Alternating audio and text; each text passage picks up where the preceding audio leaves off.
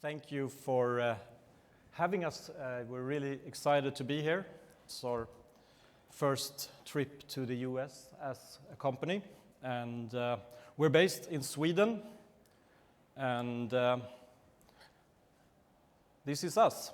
I'm Ola, CTO and founder of the company, and this is also my very, very good colleague and friend Jesper, who is our lead analyst and is also, which is a fun fact, part of one of the biggest clubs in Sweden as a data analyst. So he works with us, but he also works part-time with doing data-driven decision-making in a top club in Sweden. So that's us, and I've actually been to Boston once before myself. I ran the marathon in 2016, so I have some great memories from here. It's an amazing event, for sure.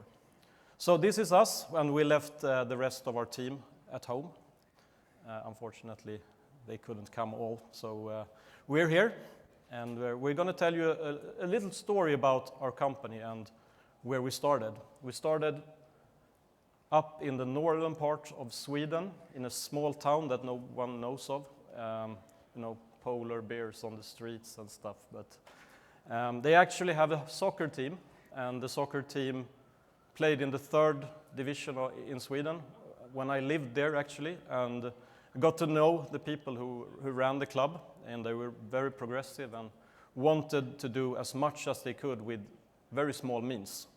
So they tried to start doing things differently, and one of them was to look at what can you do with data and what can you do with the data that we have available performance-wise. Can we make smarter decisions based on data? And me, as a software developer who have a big interest in soccer, started helping them out in building models. And I will not take credit for this, not at all, but it was very, very fun to be part of a journey that ended up with beating Arsenal in the UEFA Europa League a few years later. So we went from the 3rd division to top of the Swedish first league, basically. So that's actually the journey of the company and also where we come from. The idea is to take all this data that is available within soccer. It's growing for every year, and when we started, this was quite new.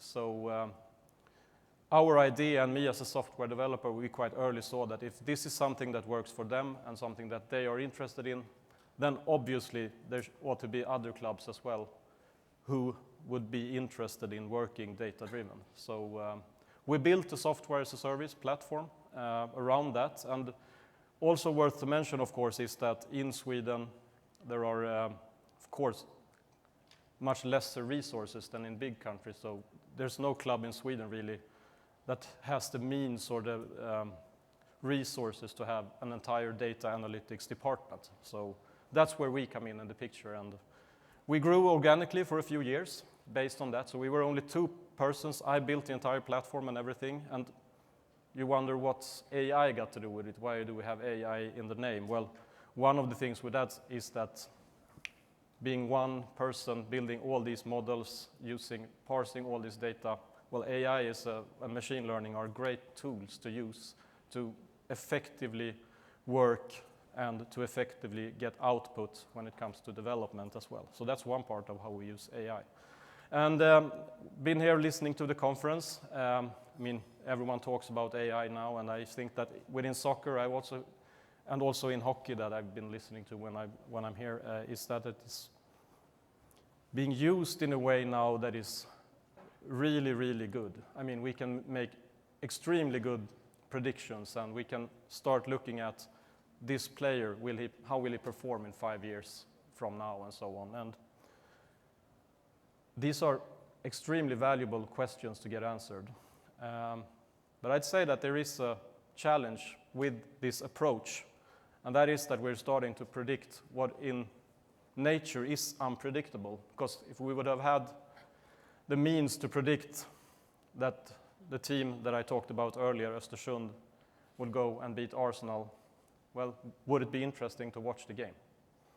Probably not. So for us, I'd say that we've changed the way we look at AI to be more as a means of doing things as good as possible and making people and individuals in the clubs as good as they can be.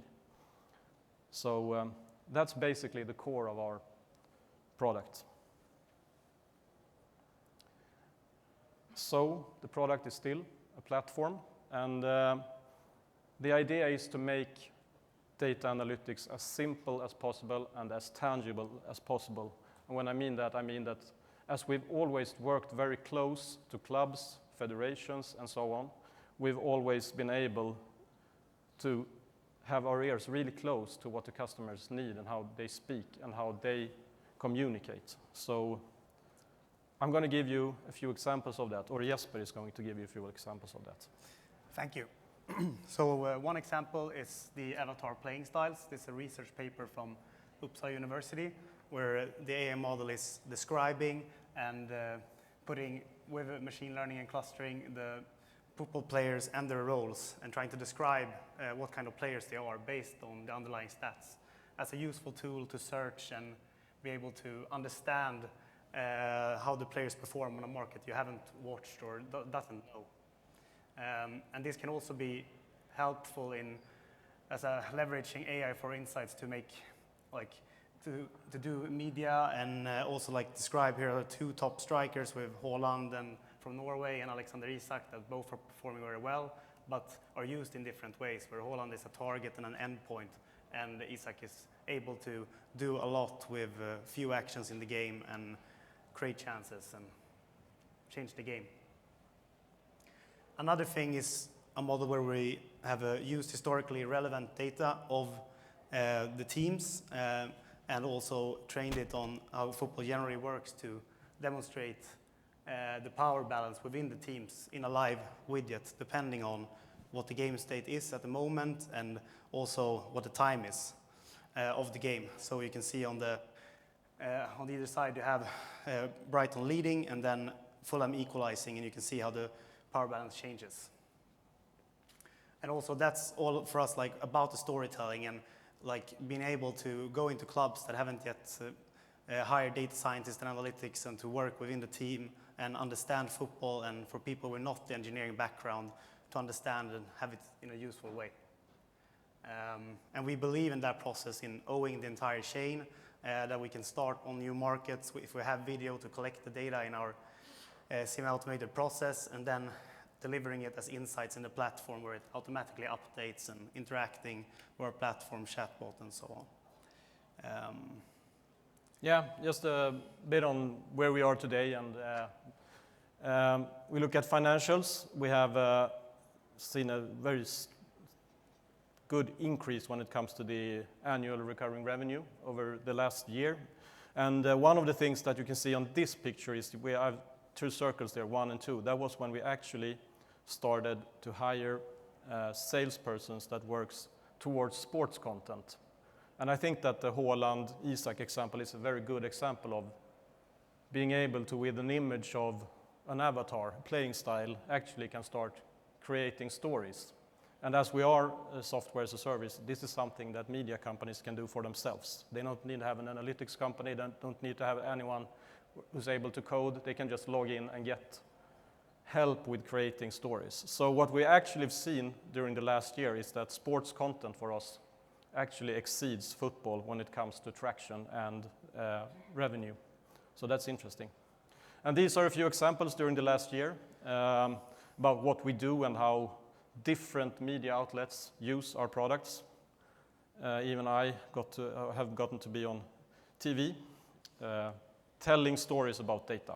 And we also have a very, very interesting collaboration with Borussia Dortmund, who uses our platform to create content that they use in their social media.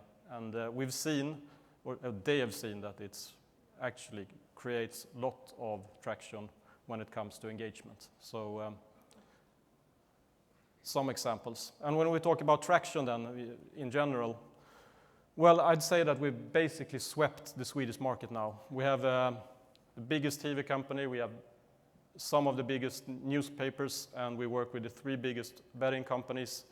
They used the platform to create content, and we have 93% of the clubs use our platform from the top 3 leagues. So there are just few clubs who don't. And we also have a very close collaboration with the Swedish Football Federation, where we facilitate and help them with data, both in the way that we help them analyze their teams, but we also have a very close collaboration when we help them with their educations. So all the courses that are related to data, we are their partner. So yeah, we've swept the Swedish market, basically. So the road ahead is quite obvious then, if we have swept the Swedish market, right? Ice hockey.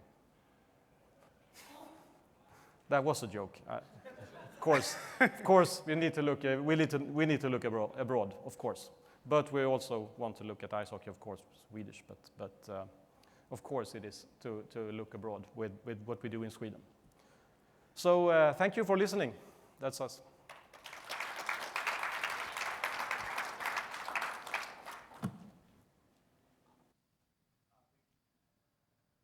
Can you hear us? Okay, yeah, thank you. So yeah, maybe just keep going on that. So as you think about expanding outside Sweden, like which geographies are next and why? I'd say that you're always thinking the countries that are close geographically and also culturally.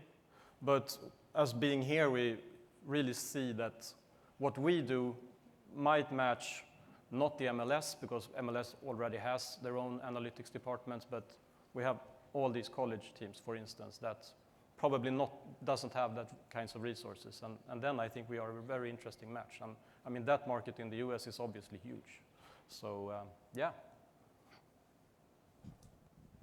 Can you talk a little bit about, I guess, pricing, and then a little bit of what the end user sees? So from an analytics department, are you getting one score? Are you getting a score of different capabilities? Just a little bit in terms of like what it costs to a club, what they're getting, I'd say that we are probably way too cheap still when it comes to being able to charge what value we actually provide. I think that's been a challenge for us since day one. And I think that we were early in the sense has been negative in that sense as well, because you want to get the first deal, you want to get the second deal, and then you start pay or charge less than you actually provide value. So we have been looking at other kinds of ways, other business models as well, like some kind of rev shares models and so on. So we're still experimenting a bit with that, but in general we're a bit too cheap. But I'd say that sports content and betting companies are easier to charge what we actually provide with value, I'd say.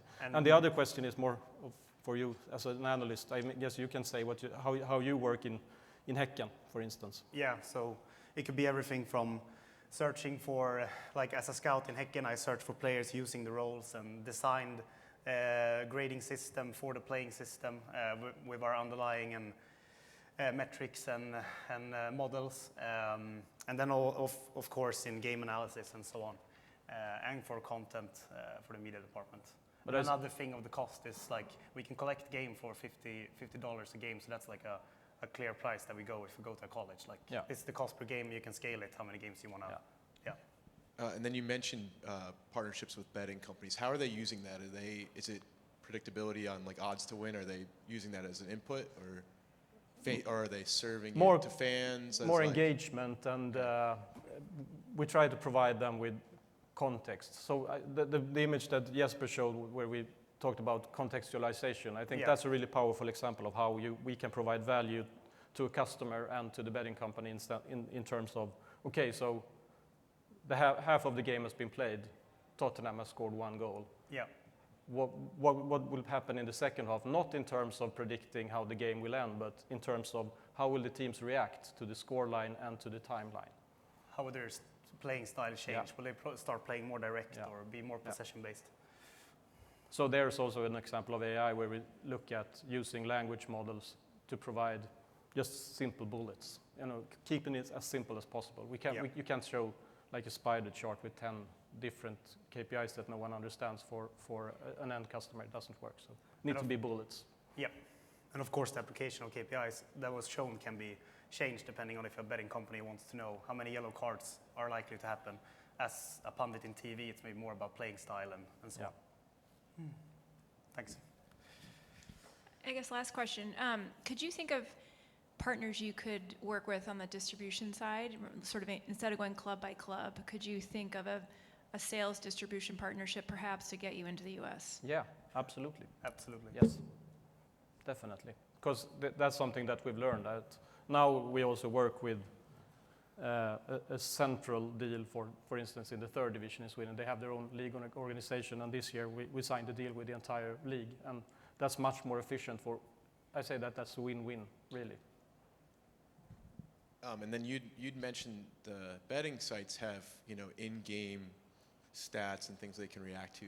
Have you gotten to, in the Swedish market, have you gotten to the coaching staff to make in-game adjustments, halftime, you know, whatever it is? That's something we're working with in Häcken, to be able to put up a strategy. Like if we're trailing in halftime, how can we change our tactics? And also the odds, like if you have this live widget on the bench, you can actually like see it in real time as well. So yeah.